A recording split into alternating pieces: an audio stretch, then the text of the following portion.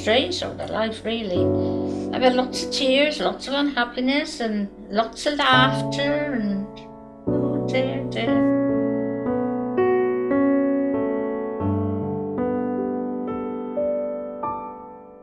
So it doesn't hurt me to say it anymore. Not really, it doesn't. So Eddie was always full of fun. He was, you know. He had a terrible childhood. Yes, he had a really tough time.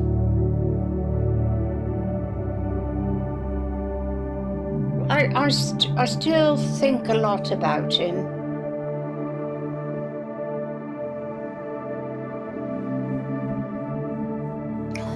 I always remember when he came in the room and he'd go to my mum first and he'd stand behind her, put his arms around her and he'd swing her around. And then he'd come and do the same to me, to swing me around.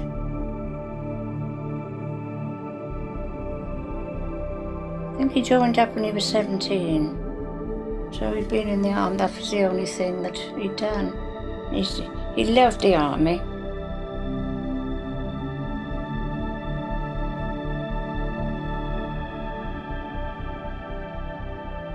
I had a letter every day.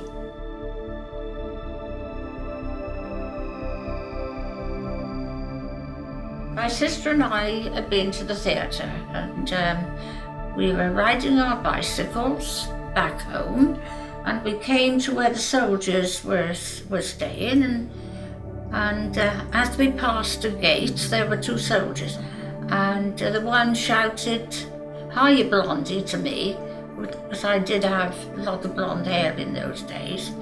And I did sort of just turn for a second and say, "I don't like being called Blondie," and I went on my way.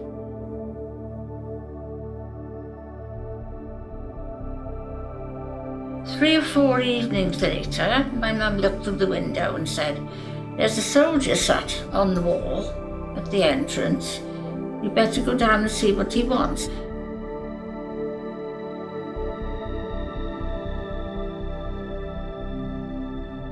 So I went down and he got off the wall, came towards me and held his hand out and said, "Oh, it is you, I found you at last." And I said, "Well, I don't know you." And then he said, "I was sat on the gate." "Oh!" And he said, "I've been all over the pubs asking, did they know you?"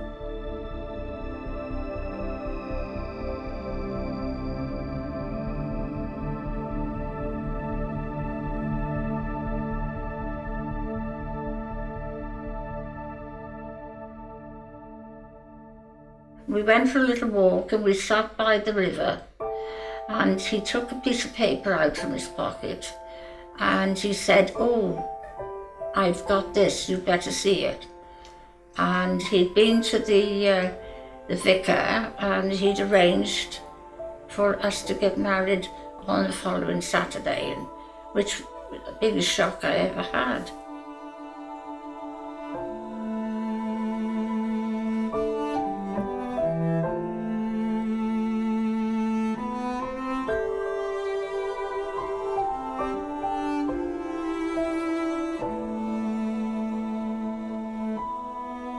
Oh, I loved him, but it was a big shock to think that I knew he was going back only 2 or 3 days. We only had that little time together.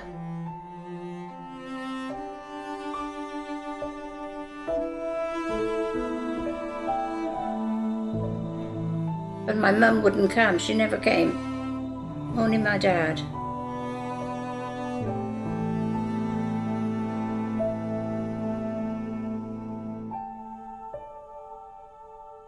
Everything was quite happy.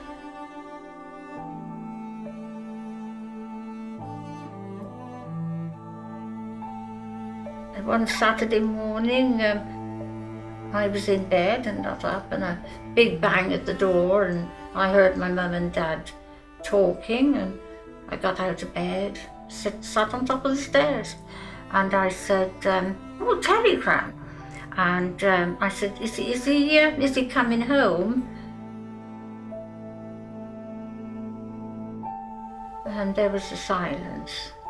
And he came up the stairs and he said, I remember he saying, "I can't say this." And he gave it to me, and it was to say that he'd been dead, and he was buried.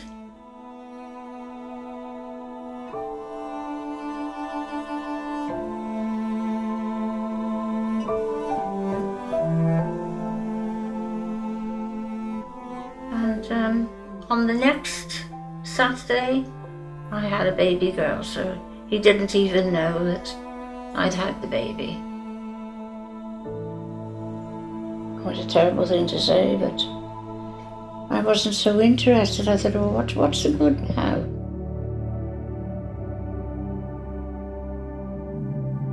He was such a lovely guy, and then in the end, he was only 20-something and he was killed. I didn't believe it. And I used to go out night after night looking. Every soldier, I used to, "Oh yes, there he is." It took me ages to get over it. It did.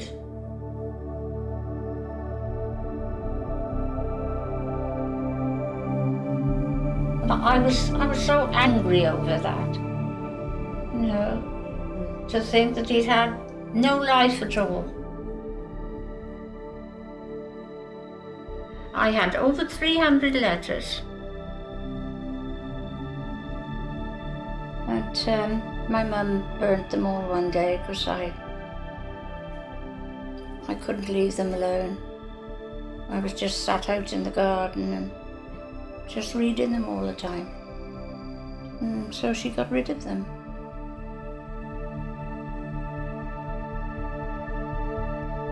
What did he call me?